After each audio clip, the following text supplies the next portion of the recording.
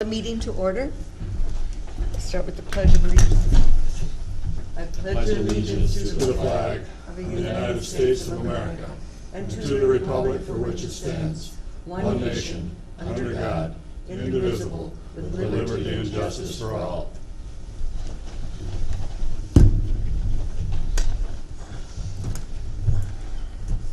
Okay. 23 July. Motion to approve the agenda. So moved. Second. Any additions or corrections? One correction, item number, where is it? 2 on the action items, we will table. That contract isn't ready. But we do finally have the Stanek contract ready for number 3, so. Sounds good. All in favor? Aye. Opposed? Approve the minutes from July 9th board meeting and the work group session on the July 16th. I move approval. Second. Further discussion? All in favor? Aye. Opposed? Motion passed. Public comment period. Anybody wish to address the board as a guest? Nobody here except Craig. Okay, Jennifer Nelson. Good morning. Good Good morning. morning. Come on. I know we passed or we sent our fact sheet, which I think is in your folder, but there's a lot of our materials that's a little bit harder to email. So I wanted to bring a couple updates on our annual report, which I'll talk about, and just a couple other items that we haven't included in the past. First of all, thank you for your continued support. You guys have been donors as a county since '91 when we started fundraising. So thank you for that. You guys help us do the work that we do in economic development, early childhood development, and community vitality. And I will say, just looking at the notes, probably back in 2016, 2017 when we were here, we weren't doing a lot in Houston County, and I'm thrilled to report that that's actually changed quite a bit since 2016 and 2017. We've been doing a lot more in Houston County, and I will say that's in large part due to many of our collaborative partnerships here, and I know CETA has been a partner of ours for many years and was our partner of the year at our annual luncheon last year. So we're thrilled to work with them on a number of projects, and if any of you are involved in any of the projects I mentioned today, let me know, but I'll just give a brief overview. And since I know Jeff is new, I just want to give a brief history. We have Southern Minnesota Initiative Foundation has been around for 30 plus years. The McKnight Foundation started 6 Minnesota Initiative Foundations, which grew out of 3M dollars. So they started 6 regional foundations. We obviously cover 20 counties in southeast, south central Minnesota, and they are still our largest funder. They fund all of the initiative foundations about $1 million a year to help cover grant making, overhead costs, whatever we need it for, but they continue to be one of our largest supporters and an advocate of the work that we do here in southern Minnesota. So as a board, and we have 14 board members, we currently don't have one from Houston County, but at any given time we do have a representative from 14 or 15 of our counties.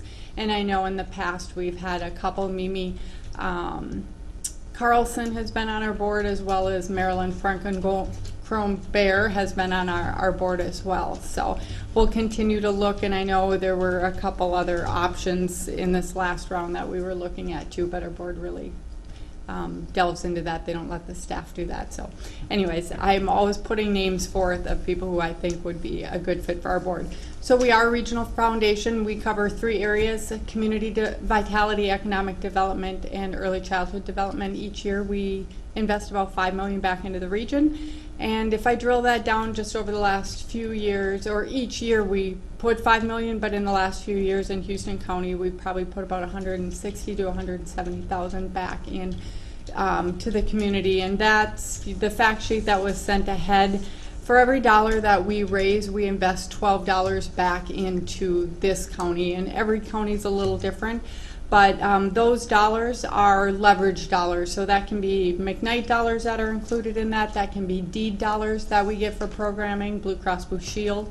So not only do we raise money for our endowment fund, about $450,000 in any given year, we also bring in additional $2.3 to $2.8 million in outside resources for our AmeriCorps federal program, our LEAP program, and our AmeriCorps Vista program.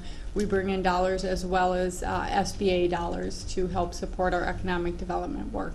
And one of the programs I'll talk about today, Blandon Foundation gave us $150,000 to do our rural, or to help support the Rural Entrepreneur Venture program that we're doing here in Houston County, but specifically in Spring Grove. So we are always looking for dollars and how we can access dollars to bring in, so to augment the programming that we're already doing here. And I'll mention a couple of those. But if I look at the 160 or so thousand that we've spent in the last few years, if I look at economic development resources, about 60,000 has come back into Houston County, and that's through our lending programs, our Feast Smart Start initiative, which was a grant through DEED. That is through our Rural Entrepreneur Venture program, as well as some of our small town grants are really focused on economic development. One of the brochures I brought today for you, which I don't think we've ever included before, is our business resource brochure. And that really gives a good overview. I can't tell you about all the programs, but this gives you a good overview of the different lending resources that we have, and we partner. We are collaborating for regional vitality is our tagline. We're not a standalone organization. We really value collaboration and partnership. We do 30 loans a year. 90% of those are in collaboration with another financial institution or a local EDA or county EDA. So our programming, and there's a great story in our annual report this year that talks a little bit about one of our local food clients, and she really epitomizes the work that we do with our entrepreneurs. So it may be, in that story specifically, she came to our Feast Marketplace event at the Rochester Civic Center, where we're bringing in over 100 local food vendors and then connecting them up with buyers from Hy-Vee, from Whole Foods, from Sysco. And so one day is open to the public, one day is for buyers and vendors. And she just has a great story in there. She got connected with Hy-Vee, flash forward a couple grant programs and additional technical assistance through our programming. She's now a loan client of ours 5 years later, and she's going into catering. And if you love Bloody Mary pickles, she makes some of the best. She's out of Albert Lee, but Grandma's Gourmet is her company. So that's just a good story. That is how we work with entrepreneurs. The loan piece is oftentimes the last piece of what we do, or if it's the first piece, then there's technical assistance that goes along with that. As far as our early childhood work, we have put in about $50,000 back into Houston County, and that's through grant programming. We have literacy grants that are available, and I know both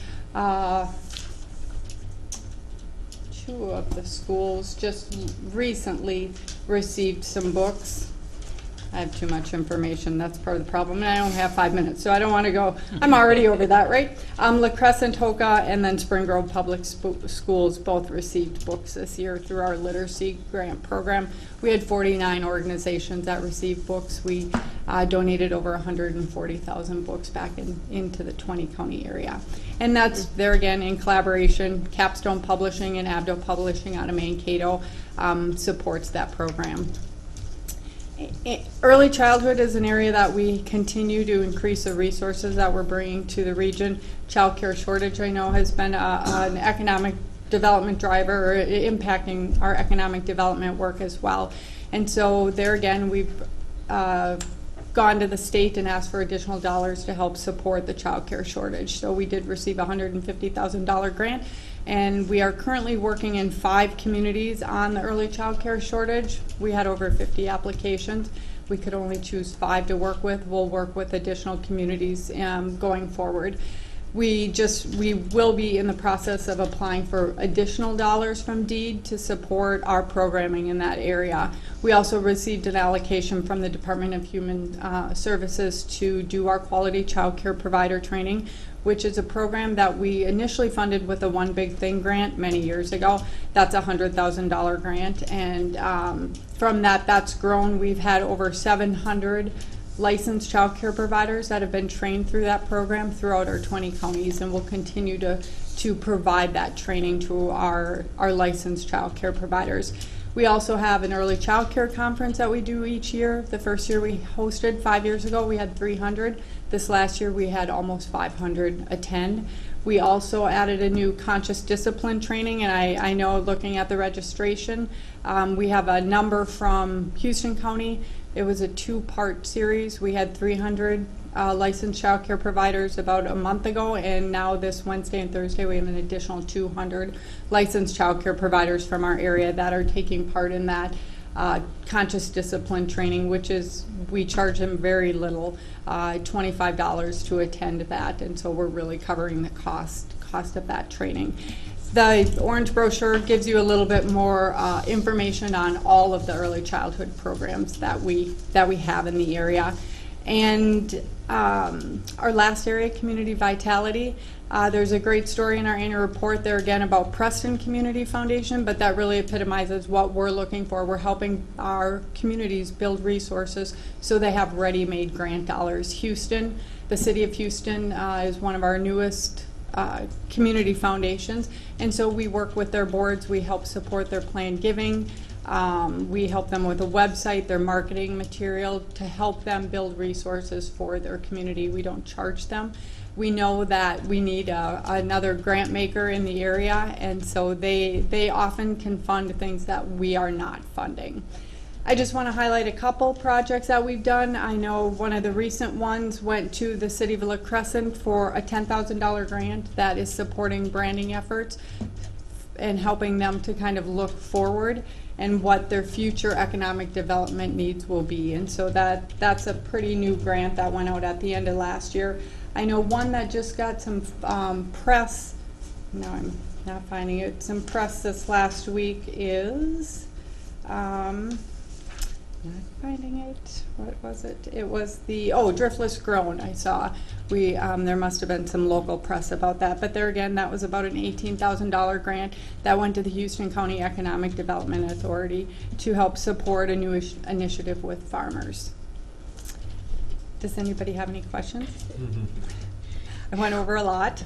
I know we did ask for a small increase, and there's another piece in here. We just launched a $3.5 million Love Where You Live campaign to help support the work that we are currently doing. We'll be able to serve 5,000 more children, more early childhood providers and professionals, as well as additional communities for our community vitality work and supporting affiliate funds. And then small town visioning, which is what our REV program really is supporting and helping build the entrepreneurial networks that are needed in our small communities. Two other things. We have a small town grant program that just relaunched, and I know both Houston and Spring Grove have benefited from our small town grant program. So that program is reopened, and I believe at the end of August is the due date. We will also be announcing shortly economic impact grants, which Houston County has also benefited from. There was a $5,000 grant that just went to Spring Grove to help support an entrepreneurial toolkit for them. So, Very good. You're doing a lot of good. thank you. So Yeah, the- too many things to go over, but. The child care training that you had mentioned earlier, where's that at? So we did do one in Houston. We move it around, and each year we do 4 different kind of quadrants. And so this next year we will be working around the communities that we chose for the child care shortage, which is Albert Lee, Austin, Eagle Lake, Wells, and Watonwan County. However, all of the local counties, we work with the county licensors, all child care providers in like the 5-county area for each of the trainings are invited. So Houston County is the early child care conference that I mentioned. They can also get continuing ed credits. Last year, They could receive 8 continuing ed credits, and which would help them with their parent aware rating, which is what our quality child care provider training does. They could get 8 out of the 16 that they need in a full year at that training last year, which is just a one-day training. So future training, what, everything you talked about was out west. There's gonna be training local?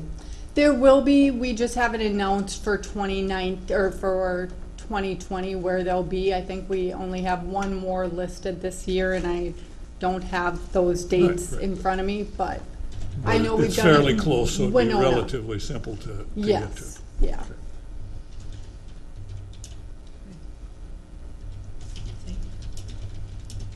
Any other questions or comments? You did a very good job, and I think your organization does a lot of good for a lot of people. Thank you. Thank you. Thank you. Thank you, Steve.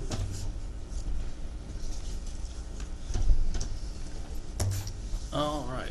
Next, I think we have Olivia, probably, and Yeah, Brian. Brian and Olivia. Yep.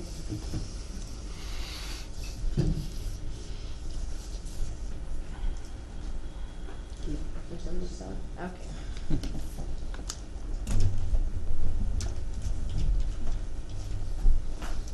Good morning. Good morning.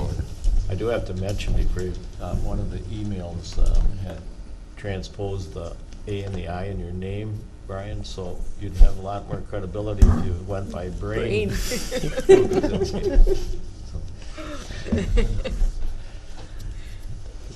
me to go, or you wanna? Do you want to start on the county side? Or- Sure, I can start on the county side. Yeah, so on the county highway department side of flood damage from this last Thursday night's rain event, we had several locations in the county that we had some damage on the roadways.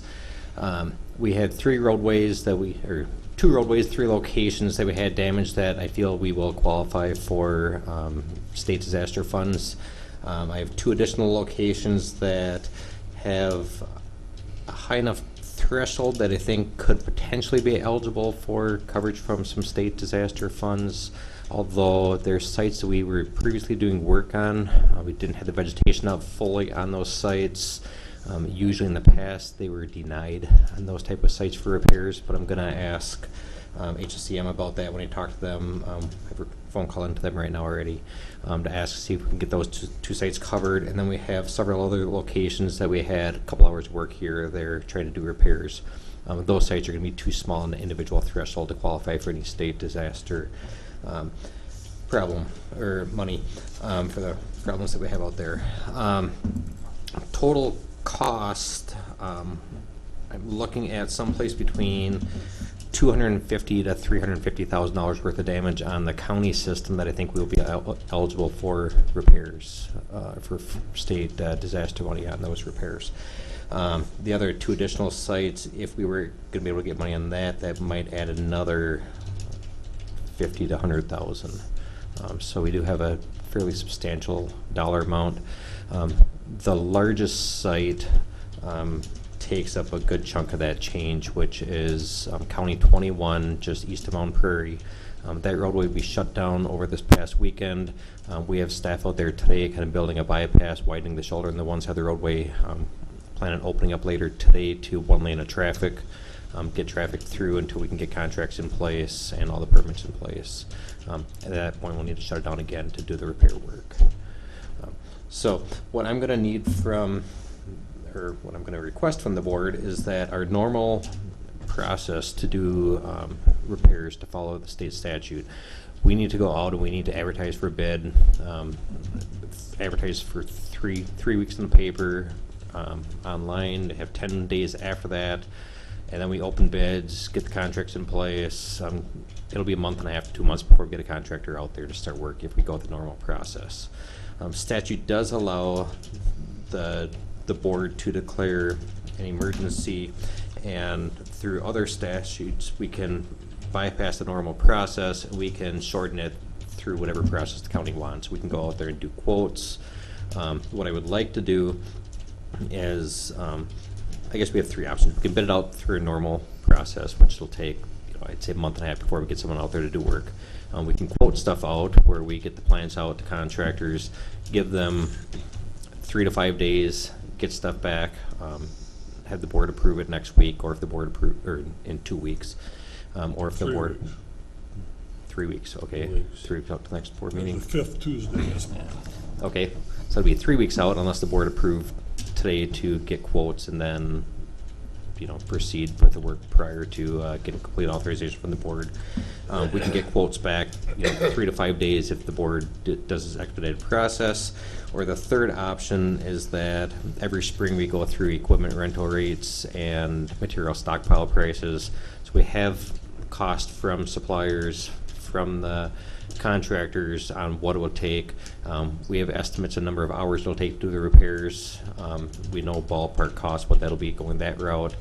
And we use those prices to proceed in those projects and pretty much get the go-ahead to start as soon as we get permits in place from the DNR and Army Corps. So that would allow us to start work possibly early next week.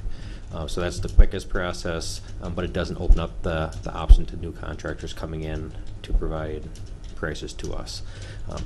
When I look at the work, in some ways it shifts the risk away from a contractor because they don't need to estimate the number of hours it's going to take for the work. They're going to get paid for the number of hours of equipment that it takes to do the work. If we look at that and if they're not doing the work in a timely manner, efficiently, we can always tell them, you know what, you're not being efficient, change your operation or get someone else out here, switch contractors. And then we know what the material cost is from the equipment stock or from the material stockpile prices. We have good numbers on all that stuff. I think that's probably going to be the cheapest for the county plus the quickest for the county to go that route. At this point, I do not know for sure that HSCM will allow us to go that route. That's one of the other phone calls that I have into Homeland Security is to find out can we go that route. So I guess that's kind of what I'm looking at. Timing wise, I'm hoping to get permits in place by early next week from both the DNR and the Army Corps. I think that's about it. If we go the route with annual equipment rental, what I would like to do is have one contractor provide all the equipment, one contractor, might be the same contractor, provides all the trucking, and then one supplier provide all the materials. So we'll look at as far as what we need for equipment out there, add up the estimated number of hours on each equipment, look at the contractors, and then pick the contractor that's the lowest. I don't know who that contractor is yet, but I don't want to have one contractor on a backhoe, one contractor on a dozer, one on a skid steer, all trying to work together. I want to have one contractor have all the equipment. So I was going to say on option 2, because of our meeting schedule, if we need to have a special meeting, we just have to have a few days to notice that. But we can throw 3 days, yeah. So we can throw a special meeting in if we need to, if you want to go that route. When you're discussing the equipment, you're talking about the operator and the piece of equipment? is Yes. that- Okay. Yep. So, and it doesn't have to be the same company? no, it'll be the same. It'll be the same company that'll provide the operator and equipment for all of the equipment. Okay. And then we might have another company provide the trucking of the material from the quarry I over. see. So another, Okay. without even looking at who the contractors are, who they supply. Some contractors might have equipment available, but not trucks available. We have a couple of trucking contractors that have historically been lower than some of these other contractors for providing equipment. So it might be cheaper to go that route by starting intermingling it in some ways, but not fully intermingle companies. So Well, it sounds like, to me, like you're trying to address it efficiently and at a cost that is where we'd like it to be. So I would say let Brian decide which route to go. We probably need board approval for Right. choosing option 2 is what you're thinking of, Jack, right? well, this would be option Three. three is what I'm looking at. Yeah. As long as HSCM gives us approval on the funding side, I believe that's going to be the cheapest and the most timely. If that does not work, then I would like to do option 2 where we quote it out, where I know that we'll be eligible for funding that way because we've done it that way before in the past. Equipment rental, we have done this usage in the past on smaller sites. So $20,000, $30,000, $40,000 sites, we have hired the contractor. We do that for our own process on sites a lot larger than that. We just haven't done that on a site that could potentially be $200,000 plus. So again, So with option 3, you don't know if we get state reimbursement or not. I will find that out. I don't know yet. I have a call into HSCM, Homeland Security and Emergency Management, to ask them that question, and then also asking questions about the other 2 sites that I believe that we would not be eligible for funding to see if we can get funding that way. So I will definitely get that answer before we do any work. So if they say no, that will not qualify, I will automatically toss it out because I don't think the county's going to be interested in doing that if we don't get reimbursement. If there's another way that we can. The bypass that we're building around this site, it's not a long-term type of bypass that we can let be in place for months. We're going to need to be out there monitoring it, probably every couple days. We need to have someone drive through it, and after every rain event or during a rain event, we'll need to go out there and look at it and make sure it's going to hold up. So we don't want to let that stay in place for 2 months as we wait to go through the normal bidding process. Based on the pictures, it's a pretty severe drop. If we got heavy rains, it's likely going to continue to undermine and. Yes. Yeah. I mean, it's a 25-foot plus drop from the top of bank to the bottom. Within the roadway itself, we probably have a 10 to 15-foot vertical drop at the edge of the existing pavement. So if 3 doesn't work and we have to go to 2, is that a lump sum or a by unit? it'd be by unit. So we, and that's. So the reason why I think option 3 would be cheaper is because when you start going by units on a slope, when they start excavating into it, they don't know if they're going to have really wet soils that are difficult to work with, or they're going to have dry soils that are easy to work with. We're anticipating it's going to be pretty wet, but sometimes you get surprised and the material is going to hold up better than what you think. You also don't know how deep you're going to be digging down at the toe of the slope to find some solid base to build up upon. So they have a bunch of extra digging around that takes time with very little material. It's going to be coming out there and be paying for materials. So looking at, when I ran the numbers 2 different ways based on the historical way from bidding it out or quoting out versus by hourly rate, using the equipment rental prices, we're quite a bit ahead by just paying based on the number of hours.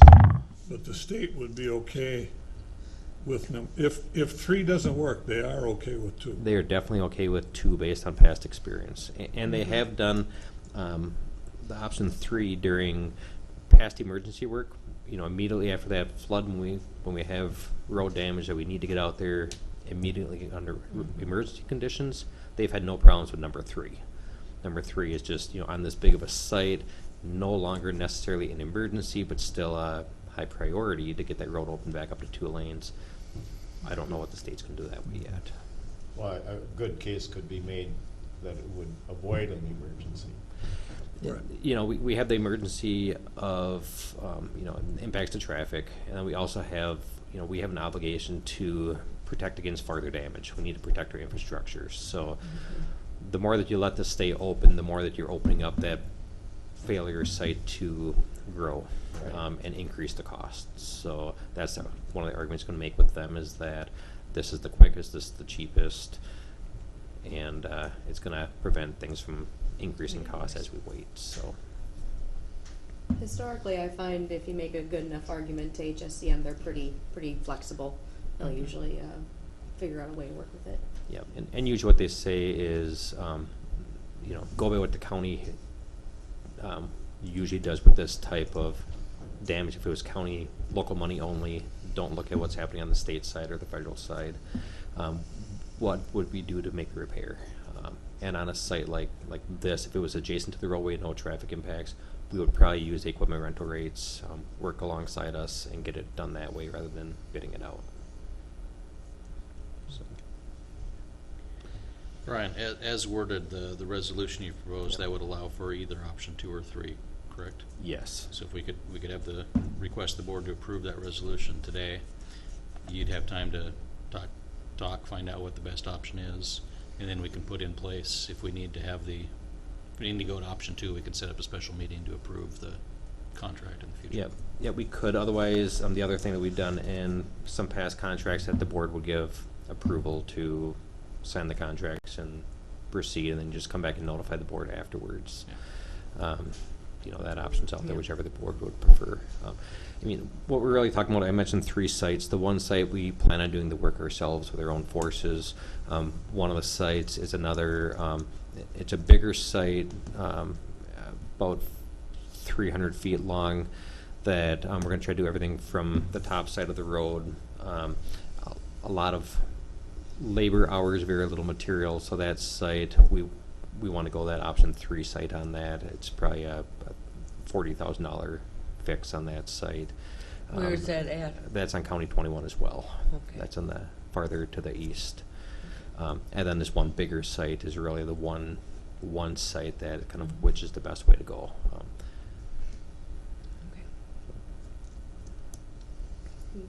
Did you have a resolution or a Yes. motion? Yeah, forward it out. So the resolution would read, whereas the county roads in Houston County sustained significant damage on July 19th from flooding. Damage could exceed the amount. Now therefore be it resolved that pursuant to Minnesota statutes, sections 375, 21, and 22, the Houston County Department of Transportation is authorized to immediately enter into necessary contracts for emergency repair of damaged and negatively impacted county roads and bridges without the requirement for solicitation of bids and advertising. Said authorization to remain in place until modified or rescinded by this board. Does that cover both 1 and 2? 2 and 3. Or 2 and 3? I think it pretty much covers all 3. We could go to 1, but there's no reason to go to that one. I would move to approve the resolution. Second. Further discussion? All in favor? Aye. Opposed? Jeff, did you send that resolution copy to us? I did, and I'll Okay. finalize it and send you another copy as well. Sounds good. Off the top of my head, I think it'll be resolution 1926, I think is our next number, but I'll verify that and send it Okay. out. Okay, and then I'll kind of do as I kind of presented. We'll try to go option 3 if possible. It's the quickest and most cost effective, we believe. If not, we'll go to option 2, and I'll keep Jeff in the loop. And does that mean come back to the board for anything? I think Olivia was out taking pictures and everything. Actually, the hottest day of he the sent year. me a picture in the morning. I never ended up going back out there. Oh. Apparently, there was some excitement among the beyond the usual traffic. More people wanted to kind of look at it themselves. Brian had mentioned that there were a lot of people trying to get around it and take pictures of it. So I decided not to go back there and disrupt further. But I got plenty of pictures from Brian, from a couple of people on Facebook. Okay. So I'm here to talk about the rest of the county, the jurisdictions, the townships, and anybody else that was affected. This is all from last Thursday night, Friday morning. And I've heard from 2 townships and the city of Hoka. So as of right now, that is who is also interested in going in for state disaster reimbursement. The city of Hoka, they've had some minor damage. I'm glad to say minor damage to Como Falls Park, but there is still some damage there, as well as their ballpark road, again, has some washout to it. And then I was informed yesterday afternoon that the city also discovered they have a collapsed sanitary sewer, I don't know if it's a line or what it is, out by the ballpark area, and that needs to be replaced. And so we're going to work together with the state to see if that's something that they can help with the reimbursement.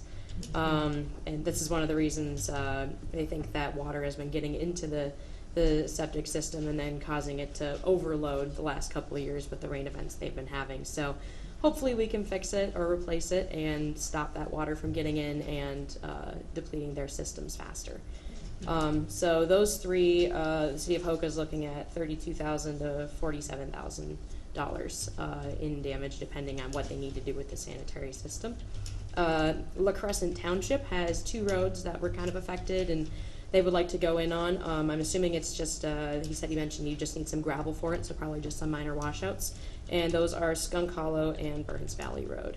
And then I heard last night from Mount Prairie Township. I don't have any estimates on theirs yet, but they say there are 2 roads that have been affected for sure. Storer Valley but also possibly Bush Valley Road. So that's all I've heard for now. Still reaching out to a couple of the other jurisdictions in the area to see if anybody else has any damages. It's kind of tough because we just had this very exciting spring and all that, so we just got the FEMA process in place for that one, and now some of these are having to go through this one as well, so it might get a little complicated, and some people might not want to be a part of it, but if there's damages, I'm going to encourage it. Even though it's only with the state a 75% reimbursement rate, it's still 75%. Right. So definitely something we want to go after. So our estimated total between the two of us is somewhere between 280,000 and just about 400,000 right now, and our threshold being just around between 35 and 40,000. We've definitely surpassed that. So I had Teresa sign a state of emergency on behalf of the board, which is something we've done plenty of times before, and I've submitted that to HSCM, which is the beginning stages for applying for reimbursement. So now I will be sending a letter to the director of HSCM at the state asking for a preliminary damage assessment, which is the next stage in that process. And that might take up to a month for them to come down, depending on where else in the state they might be needed. I know that some of our neighbors a little bit to the northwest have had some rains between the 4th of July and this last week, so they might be a little tied up at the moment, so I'll see how soon we can get them down here for that. Sounds good. Curiosity. Yeah. So we've got Holka with the park and the road and the collapsed sewer line and the Crescent and the other township. You helped them get the funding to make the repairs, Yes. but they pay the 25%. Yes. Yes, I just act on liaison for all jurisdictions within the county to apply, and then the individual jurisdictions work with the state beyond that. Okay. Thank you. Yeah. You do a good job at that. It's the I know second Holka time was this year, so I'm hoping I'm getting good at it by now. Yuck. Too bad. Thankfully, it appears to be just state disaster funds and not a FEMA event or federal highway emergency relief event. And makes it a little bit easier on all of our ends. The state's a bit easier to work with. They don't have as many requirements and specifications, so they, like I said, they're very flexible to work with. And last year working with them was a dream compared to some stories I've been told. So I really enjoyed working with them, and it should be fun again this time. I don't know if fun's the right word. We were driving down Shore Acres Road on Friday, and all of a sudden a branch smashed our windshield, but we have glass coverage, so don't turn it in. Goodness, okay. But boy, did that wake us up. My gosh. Just wham. Otherwise, virtually no damage in our area. I don't know. That's You're good. Skunk Hollow. Yeah, it's right at the end of the road there. Yeah, okay. It's very familiar road names to me. I may have not driven down all of them just yet, but I've definitely seen them in past disaster notes, so pretty common areas. All right, thank you. Brian, can I ask this? Yes. You said the top two were. I don't imagine there's a lot of Skunk Hollow roads in there. On County 22. And Olivia, you said with the county roads and the townships of the city of Boca, we had a total of 280 to 400 right now? Yeah, that's about what we're at right now. So, and it will fluctuate as more direct estimates and invoices come in. I know a lot of them have already started work, so they just give ballpark estimates to start off, and that's how the state operates off of. Okay, thank you. Yes, you're welcome.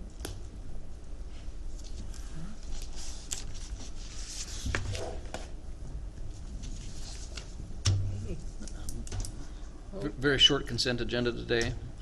Claims and services have been passed around already. The wetlands application is a after-the-fact application for Mr. Steele there. And then the peddler's license is a gentleman that does the aerial photography sales, takes pictures of farms, and his application is to go around and to sell the photos. So.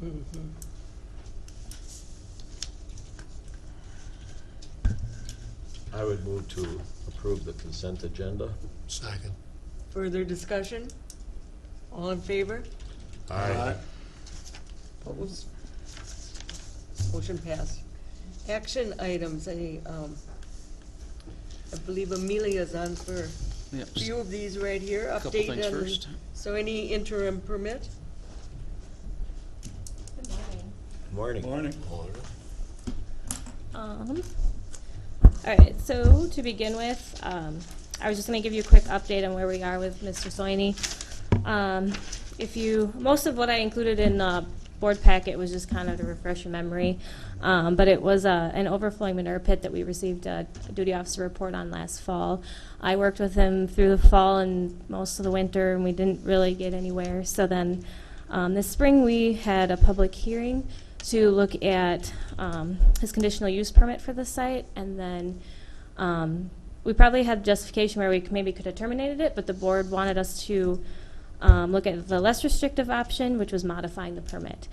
So with that, it was decided that we would meet with Mr. Soini and kind of come up with possible new conditions. That meeting did take place between our office and Mr. Soini within a couple weeks. And the one item that became apparent was that there's just not enough land base there to accommodate 395 animal units worth of manure, which in the site also has a 1 million gallon manure basin, and it's only on 28 acres. And he also does not have any land around that site. His main farm is in Fillmore County. And so in the past, he's relied on others to haul that manure based upon verbal agreements. So what we discussed then was maybe kind of developing a written land agreement, so it's somewhat binding. And then the details that we'd associate with that. He agreed to that and took that to the landowners that he works with to see if they would be willing to complete a document like that. And in the beginning of June, then he came to us with those signed landowner agreements and had about approximately 371 tillable acres on them. And then he also completed our interim use feedlot permit application, which we'd been asking him to do since the beginning as well. And so with that, after running some calculations, I feel that the acreage he presented to us is reasonable enough to accommodate the volume of manure that site potentially can generate.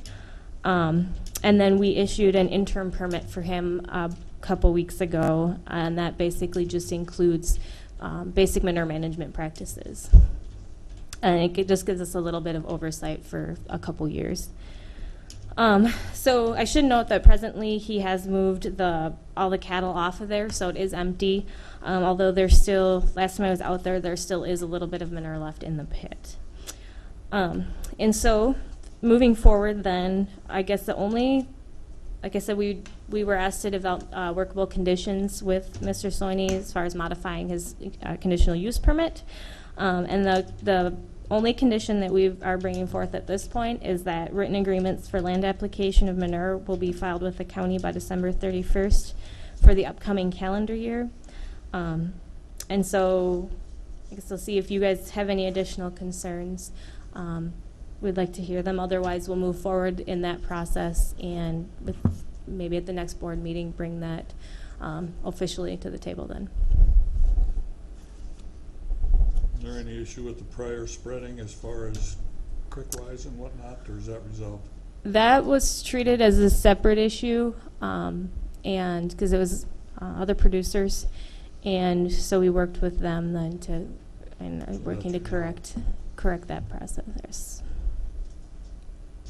And then did I read this right? He's going to clean the tank, or he's supposed to clean the tank out the rest of the way for inspection?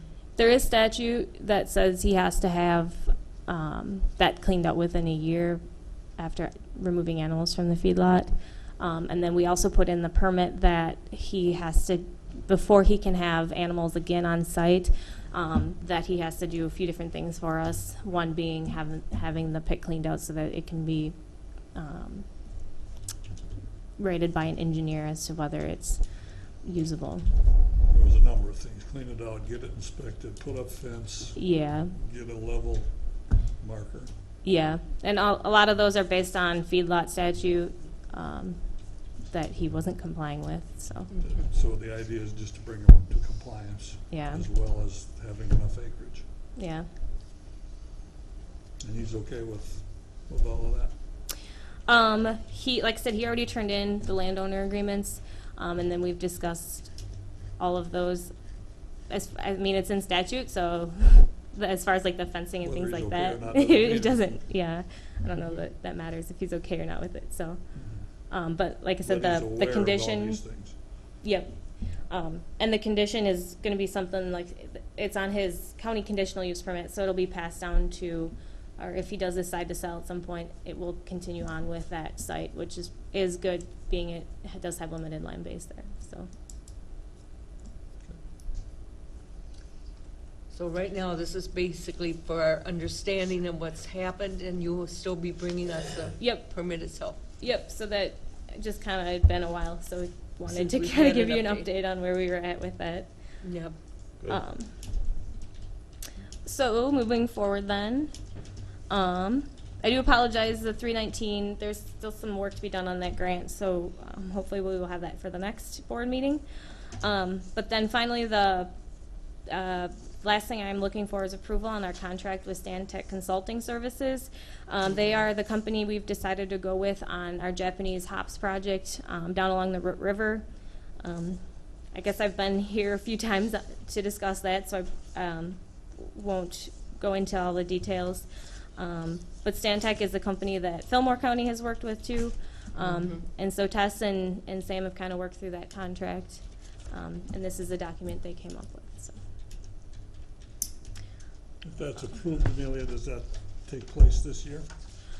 We're hoping that we could get some work done in August. I presume that the river conditions have really not been ideal at all this summer for any treatment. They were hoping to start earlier in Fillmore County, and so I guess I haven't asked as to whether they were able to even get out there. It's hard to say if we will even have the river at a condition that we could get out there in this year, this summer.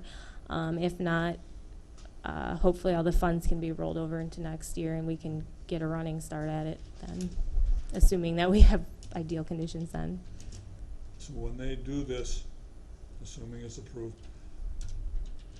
how often do you inspect, or does somebody, I mean, we don't send somebody with them day after day to watch them spray. Nope, that part of the project actually will be completed by Department of Ag, Okay. by their southern plant protection specialist. So she will inspect all the treatment. I will coordinate collection of any of the paperwork that they complete as to where they've sprayed and all of that, but she will be doing all the inspections after the fact to make sure that it was done to the standard that we were looking for.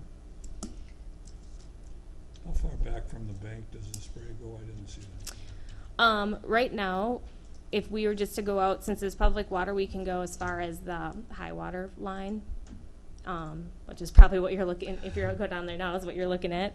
But we're working on getting landowner agreements signed, and then we sent out to, I think we had about 60 different landowners in Houston County along the Root River, and I have about 30% participation now in that. So once we get those signed, then we can treat on those landowners. So it's also imperative, and it's in the contract, that the contractor know where they're at and know which landowners that they have a permission to treat on and which ones they do not. So Is there among the 60, is there a concentration in some areas much denser than others, or is it pretty widespread? I guess I haven't looked at it in that respect, but I want to say just the few that I know that it's kind of random down the line. So Would there be a reason why a landowner would say, no, don't, you can't spray here? I have received one call that was sort of kind of a complaint about just we put the term on till 2024, I believe. Just because if we can get funding again, or like I said, if we don't get any work done this summer, that we can hopefully, roll money over. And they didn't like that the fact that we had such a broad window that the county could just go in and do it, whatever they wanted on their property. So we were willing to work with them. I told them we could, post or end date the contract at that point at 2019, and then we'll just work every year on re-signing those if they desired that. But that's about the only negative response I've gotten.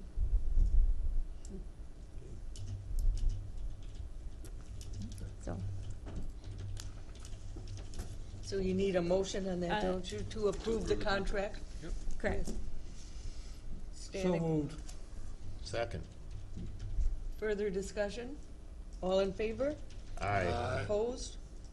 Motion passed. Thank you. Thank you, Amelia. And then if you could stop and sign those after you're done here, Teresa, that'd be awesome. Okay. Thank you.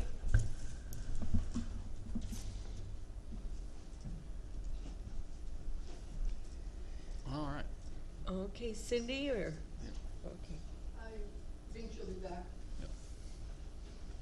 But in the meantime, I'll pass out, you didn't get this in your packet, but I think it might be more beneficial to you if you see individually each one of these and the reasoning. It might go a lot quicker.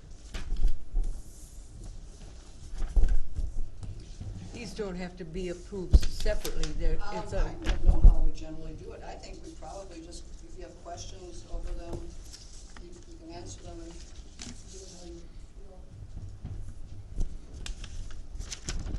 Donna, do those have to be approved individually or as a whole? The whole is fine. okay. Yeah, this is what was in the package. Yes, this was in the package. Oh, this was? I just made that. Well, this may be a little easier to read. Yeah, I took out some of the things that weren't pertinent.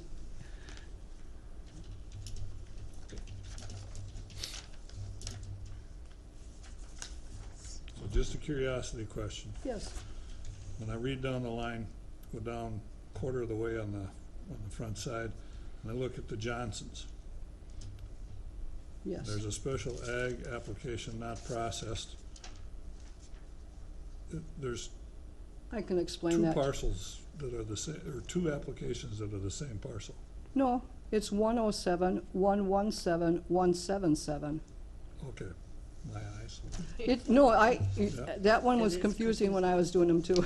Mm-hmm.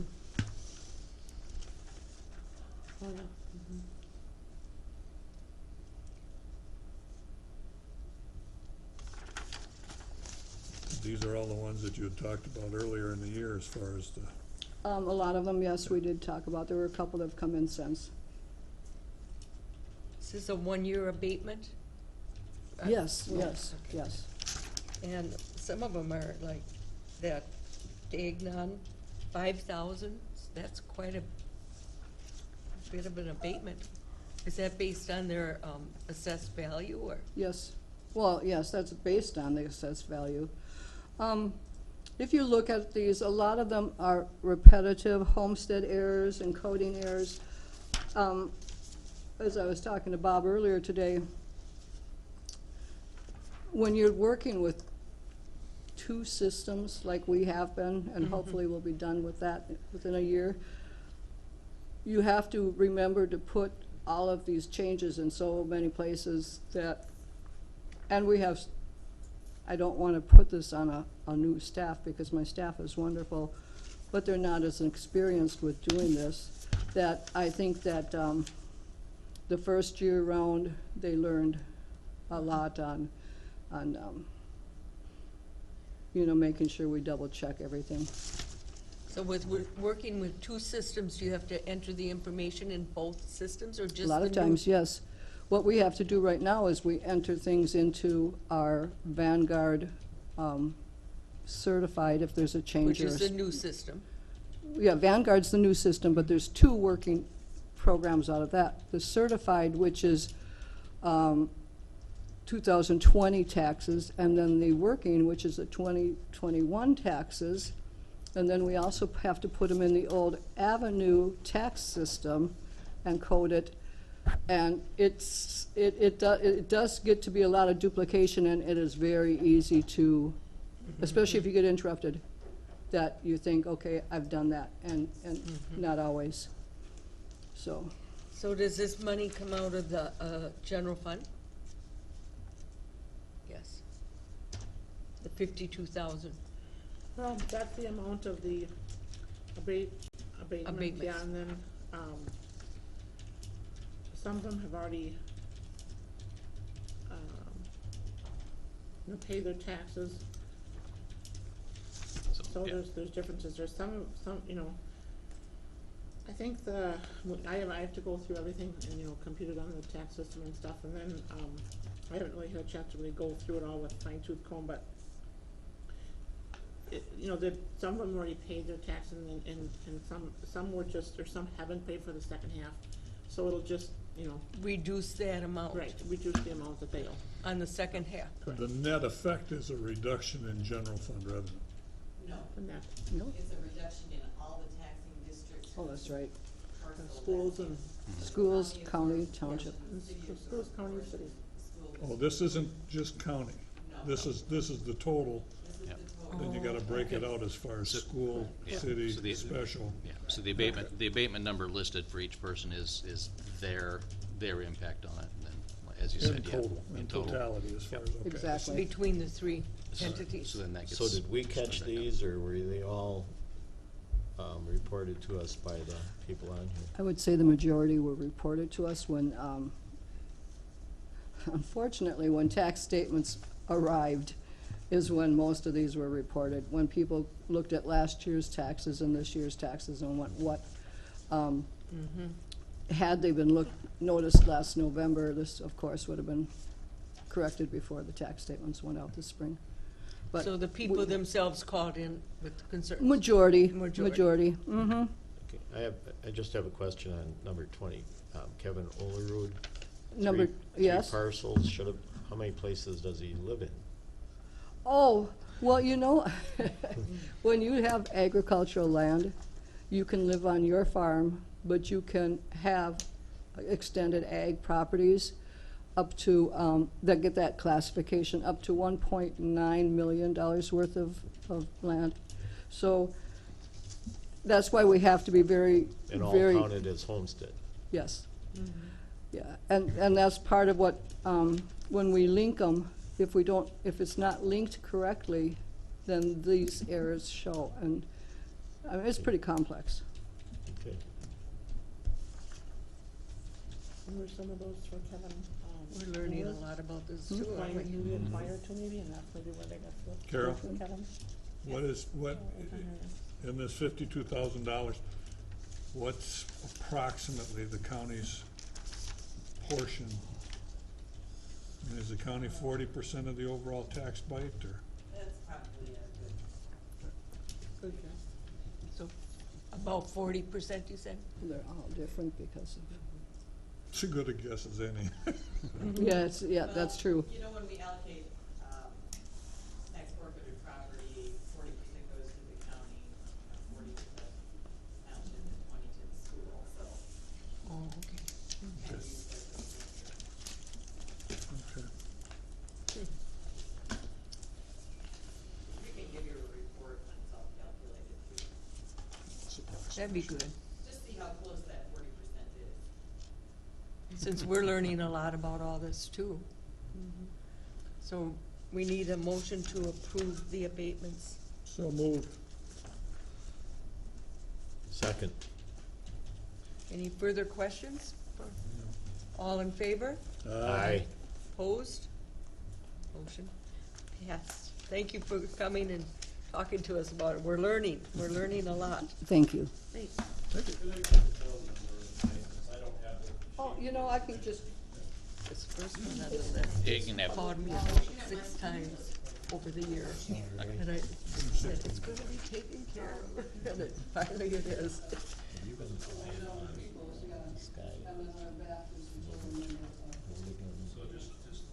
Related to Brody?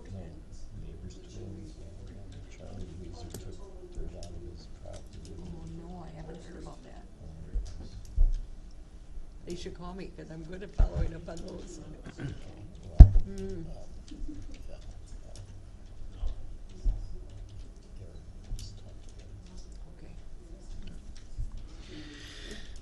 Okay. Okay. All right. Number 5, consider amending the board's March 26th to approve the initiate a competitive search for a nurse case manager. This is John, I believe. He sent us the information on it with, working with Tess. Yeah, it does. Changing it from, we already approved the May 26th for our nurse, and you're looking for us to rescind that motion and make a motion to have a social worker home-based. Yes, good morning, Commissioners. Good morning. The Personnel Committee recently convened, and we are making this recommendation. We really tossed around all the related issues to this quite a bit, and we went out of there with all in agreement that this position, subsequent to the integration of Public Health and Human Services departments, that this position, subsequent to that, plus the changes to home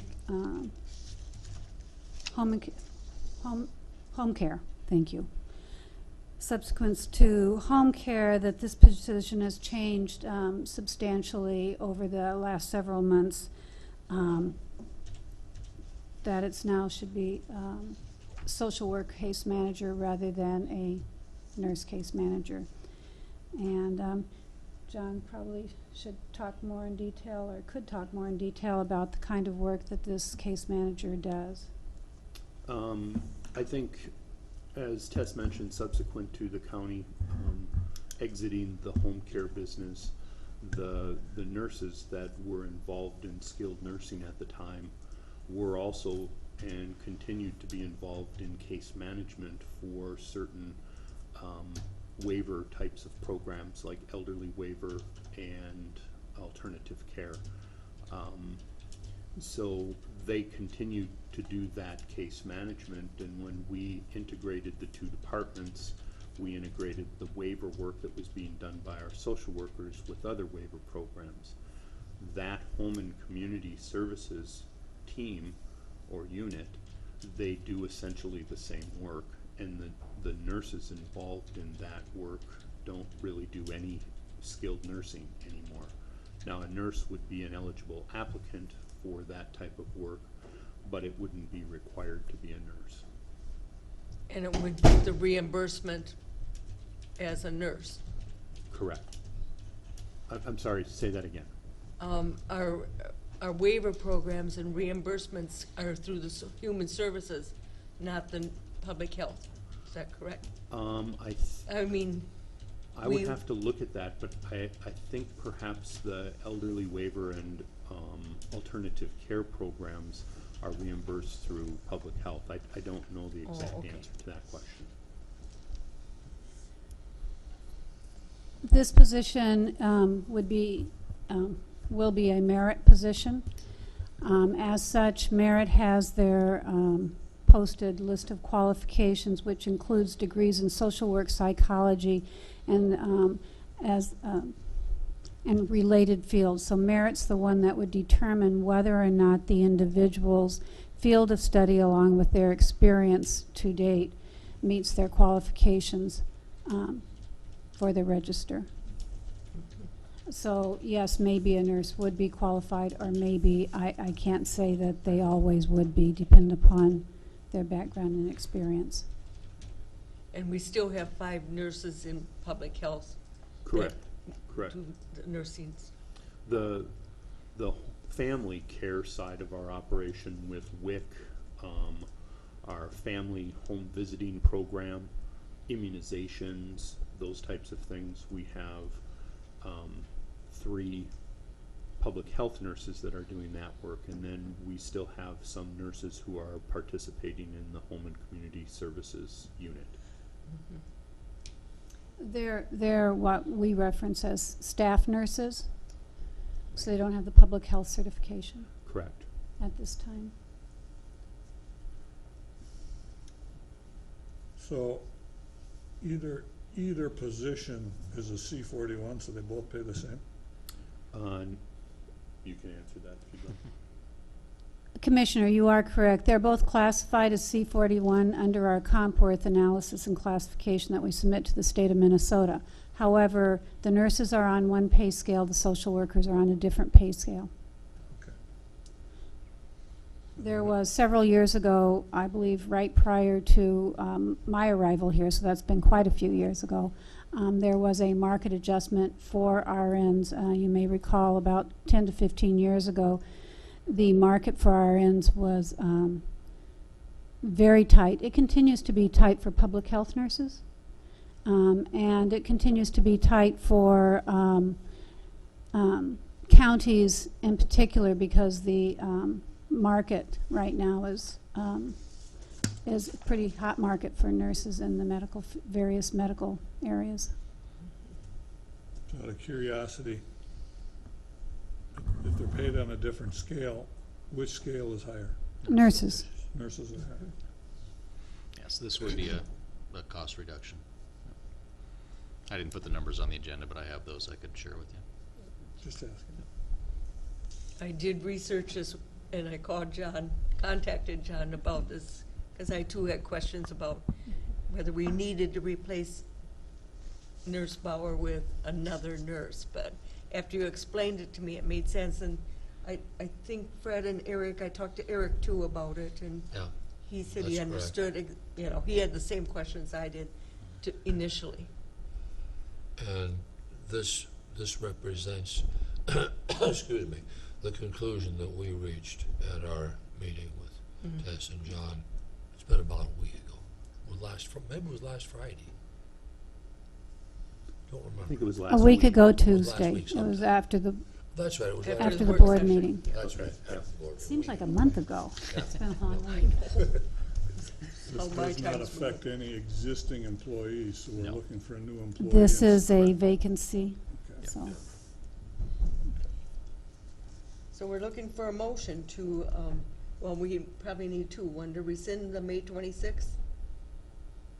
I would think one to rescind it and a second motion, just for clarification, to approve it Okay. this way. I'll move to rescind the May 26th. March March March 26th. 26th, I mean, 2019. yeah. rescind that motion. I'll second it, I remember being part of that. Further discussion? All in favor? Aye. Opposed? Okay.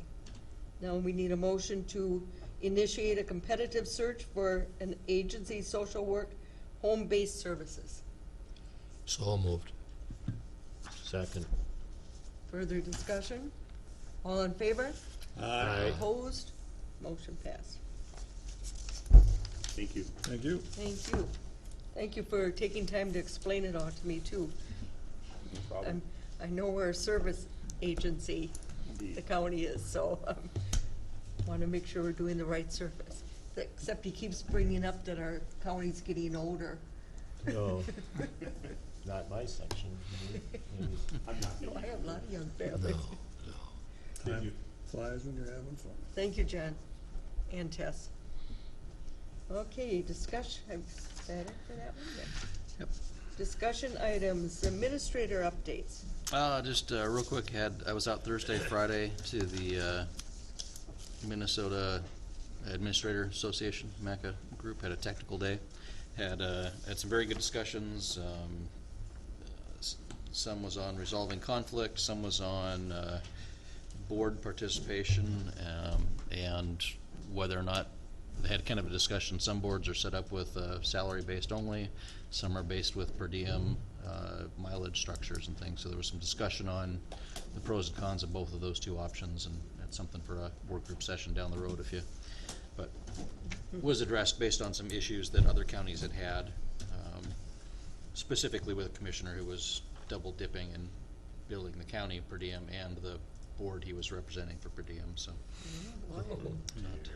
So there was some discussions there. And then we also had the Historical Society talking about the whole process and the grant process that we go through with that. And so it was good to hear some of their suggestions for how to navigate that process. And again, Tess going up and talking directly with them about how to phase our programs that we're looking at doing it was the textbook how to tackle that. So good to see that we're working there.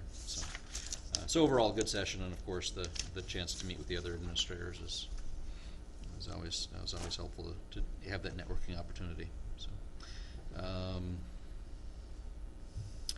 we have 2 of the 3 vehicles for Enterprise are at the dealership ready to pick up. So I think we're actually picking 2 of them up today. So, okay. That's you, Jack, right? Yeah, did you find drivers, Carol? I can go and we'll get Aaron to go, or one of his folks to go. Aaron's Okay. out. Okay. We'll find somebody. Yep.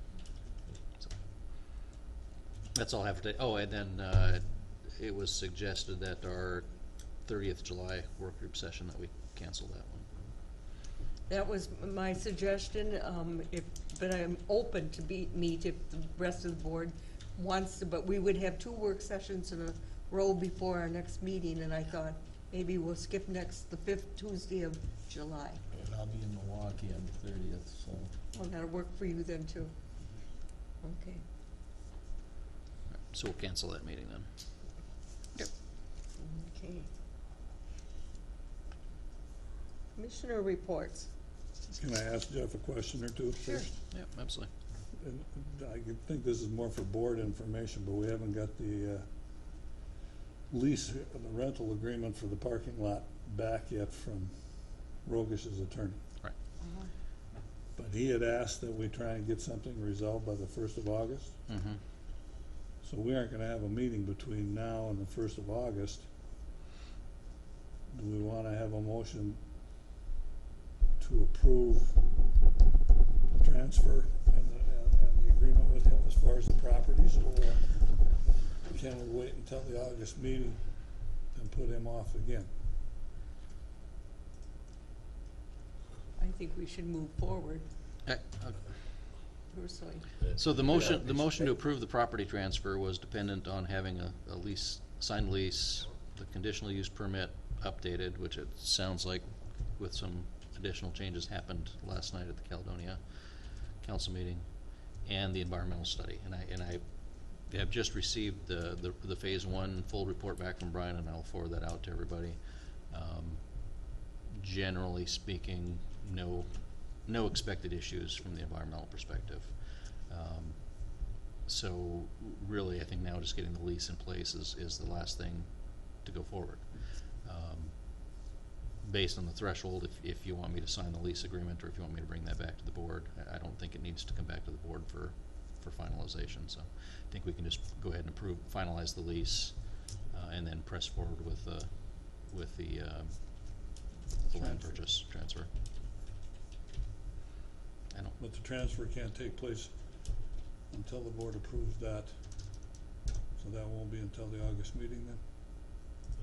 It's already been approved pending the 3 conditions. Okay, so it's, Yeah. okay. I guess I that think was we're- my question, just to make sure that we're. Yeah. we'll No, be- I appreciate, yeah, I don't think there's any further board action required.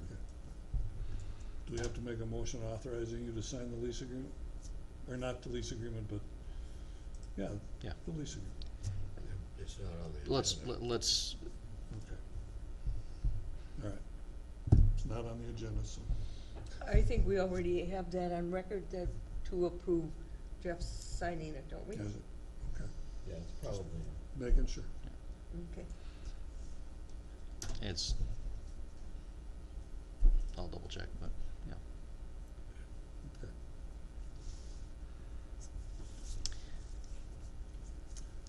That was all I wanted, just wanted to Okay. clarify. Fred, do you have any other business? Oh, yeah, I've got a couple here. The Southeast Minnesota Water Resources Board is officially history. You've seen that in various correspondence. We had about an hour and a quarter meeting doing the final things on the 15th. So that's done. That worked out pretty well. Worked out the way it was supposed to. The only fly in the ointment, you saw that this morning, that the feedlot grant, which is somewhere in the general vicinity of $250,000, is now instead of being administered by the Southeast Minnesota Water Resources Board, is being administered by Goodhue County. And they sent a contract, and Tess and Sam looked at it, and they had some questions about it. There were a couple of things there that just didn't really make a whole lot of sense. And we just simply haven't had time to sort through that yet. And that's why that wasn't approved this morning. I've kind of kept an eye on it because sometimes things like that can get lost in the shuffle. That's a fairly sizable hunk of change to get lost in the shuffle. So, but it'll get done. We won't see it for approval until our first regular meeting in August, but I'm sure it'll be done then. The other meeting we had, and Bob will probably want to talk about this too a little bit, is a meeting about the airport. And what do you think, Bob? Were there 15 people there or a little more? A little more. Yeah, close, between 15 and 20. Yeah. And the general consensus of the background information and the people there seems to be that we do need to make some changes at the airport. Exactly what, we don't know. But everybody on the committee got several pieces of paper to go through and get back their input to Brian by the end of this week. And not any major changes. We're not going to redo the runway. We're not going to buy the neighboring 80 acres. We're not going to do anything radical. But there are some hangar issues, and there's a little bit of an issue with the taxiway. So those things need to be cleaned up. Okay. Because right now we're dealing with the engineer's design. And the design that they have, I mean, we've got 13 hangars out there now. Their design proposal is for 30. It would require, I checked with Brian on this, it would require acquiring approximately 7.5 acres of additional property to accommodate these 30 hangars. Because the proposal would be to move the existing hangars back because they're too close to the runway and the taxiway, move the buildings and whatnot back. It includes a service building where somebody could repair airplanes and whatnot, so we would maybe have a shared contract with Rushford or whatever to have somebody that does airplane repairs. So there's a lot of things in there on that wish list that would have to be reviewed. Do we need 30 hangars? I don't know myself. And those things, but that's what the current design shows. Always subject to change. So my immediate question is, One of the drivers, I think this is maybe answer your question. One of the drivers of this potential expansion would be one of the flying clubs has gone from somewhere below, I think it's around, is it 15 members they had several years ago, and now they've got closer to 30. One of the ways that people get certified to fly aircraft is to belong to a flying club, and then someone in the flying club is a certified instructor, and they do it that way. The military isn't turning out the numbers of pilots that it used to, and there's a strong need for pilots. People are realizing that, and the amount of money that pilots get paid is not chicken feed. So there's a driving factor there. who would pay for the additional 17 hangars? Well, there's two ways of doing that. The county could build it and then lease it to whoever uses the hangar. Or the county could lease the site to a flying club, let's say, and they build their own hangar. And That's then what we have all of them now. Pretty much, They own their own hangar, they lease the land from us. Right. That's just, That would you know, make more sense. that just raises the you know, are there Right. 17 people that have the wherewithal to Right. build a hangar? and We'd have the an space to airplane do it, and- but it wouldn't necessarily be done.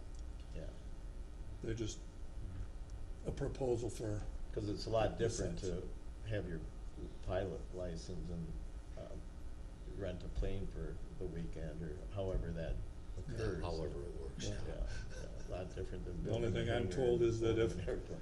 if the county builds the hangars and leases them, the cost would be considerably higher than if the individual group would build their own, have somebody build their own.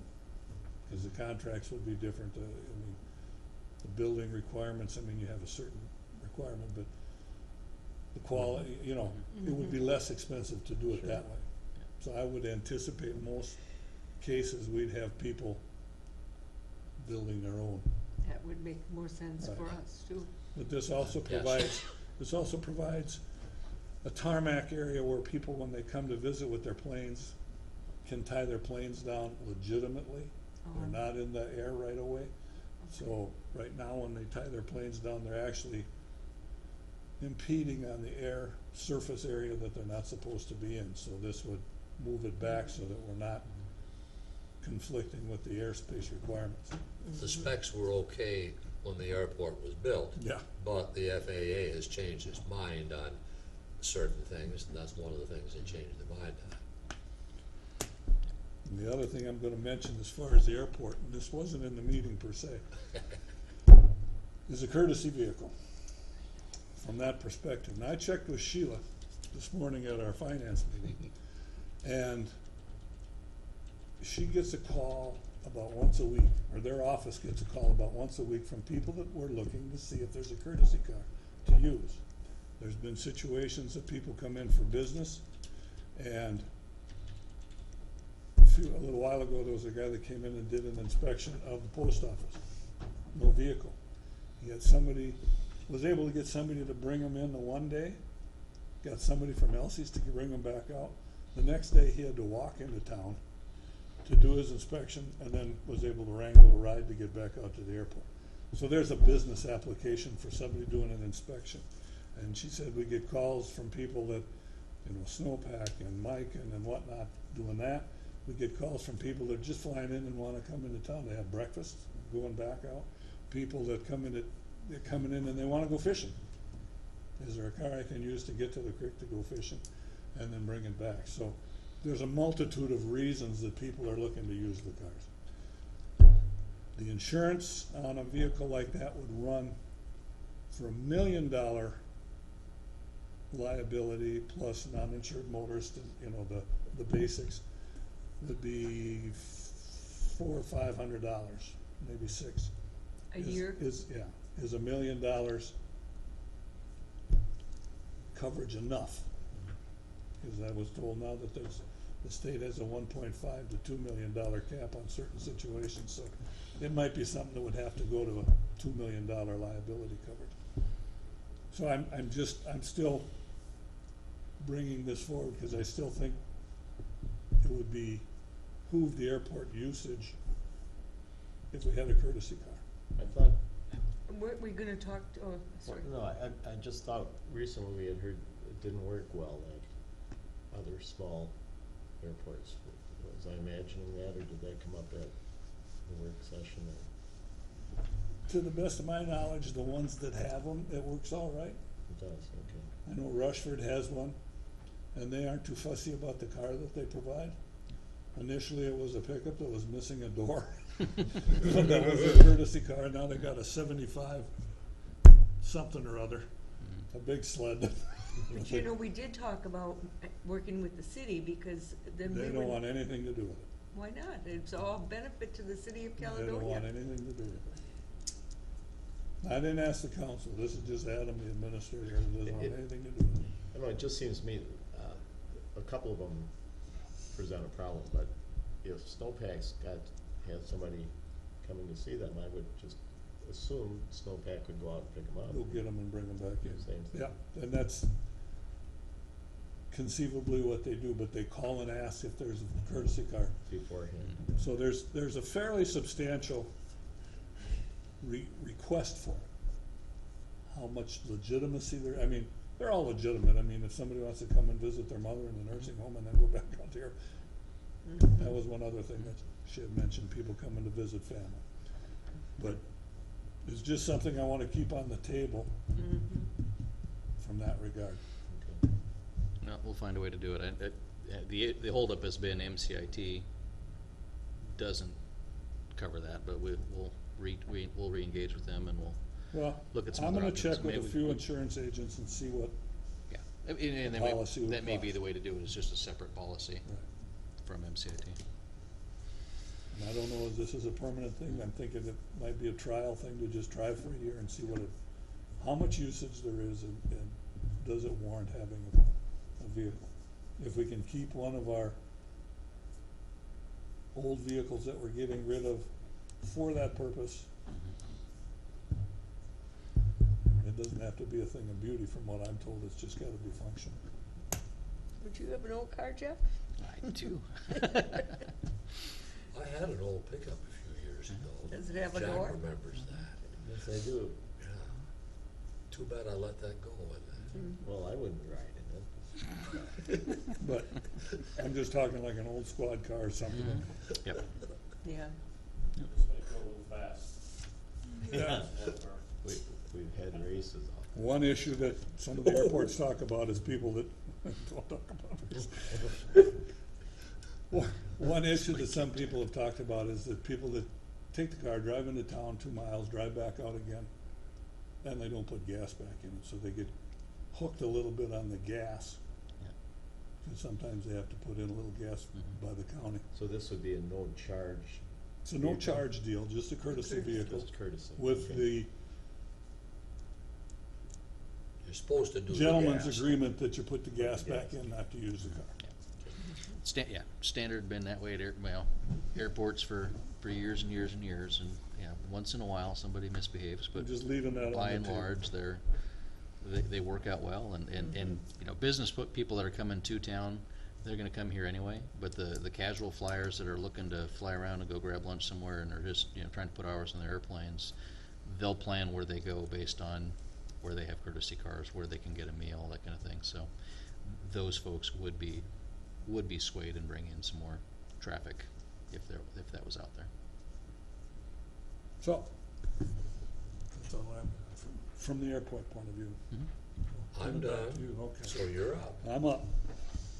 So today, 2 things. I had the County Justice Center meeting with the judge and all the different department heads involved with that the other day. And they talk about a lot of things that are kind of over my head as far as the legal system and how it's working and stuff. One of the things that they did talk about was the difficulty they have with regard to juveniles and the placement of juveniles, because there's not a lot of facilities available, and a juvenile you can only hold for so long, and they have to have special facilities, and there's nothing. Rochester's the closest, and sometimes they're full, and then you got to go farther and farther. And some of this stuff, I mean, they had a situation where they took a juvenile up to, I think it was Hastings, and got there, and they wouldn't accept the juvenile because the way the paperwork was written or whatnot, so they had to turn around and bring the juvenile back and spend all this time driving with no place to put them. It'd be nice if Winona, if they're gonna build a new jail anyway, put a section in there for juvenile detention so that it wouldn't be so far away. And counties like Houston and Fillmore and of course Winona and Goodhue would have a facility. We tried to tell them that, Yeah. too, at that meeting we went to. Whether they, Is that Red Wing facility still, that you go by on the highway? that's a state juvenile prison. Okay, that's That's not, strictly. they don't have prison. detention there, Okay. it's straight out prison. Yeah, So, that's a separate deal. right. But they talked a lot about the pretrial release programs that they have and the conditions of release and letting people out and having the right documentation and trying to get all the departments to communicate everything. But the detention for juveniles was a big issue. I kinda halfway thought about if we're gonna convert the old jail to something, maybe we could put a juvenile detention facility in that, but then you're talking personnel and all kinds of business. Well, I'm wondering too if, and this is obviously years down the road though, if Winona does build, we're gonna be losing Winona prisoners. Is there any way to restructure our facility to house juveniles, or is there, have to be such a big division that you can't? I don't know. I don't know. That would be a thought also. That's not a bad thought, But it's a big issue as far as the county right Yeah. now, because it's expensive and hard to maintain. As far as the finance committee meeting this morning with Carol and the department heads, they're getting their budget information back to Carol, their budget request for next year back to Carol by the 9th of August. So then we can in earnest look at how what much we're we need looking and at how and to what we're set. gonna have, Right. what the requests are. That's a want list, and now you gotta start paring down. Exactly. to And you make were it fit. also gonna check on, I think, Jeff, on the tax capacity Yeah. for the county, Just whether about have that's to gone up. calculate. Yeah, overall, the overall tax values have gone up, yes. So if we were to, same budget would show a net levy decrease if we were to come in at the same budget, so. But I don't, I haven't figured out what that Yeah. delta number is yet, if it's, how significant it is. That's all I've got. All right. I had a Hiawatha Valley Mental Health Planning meeting,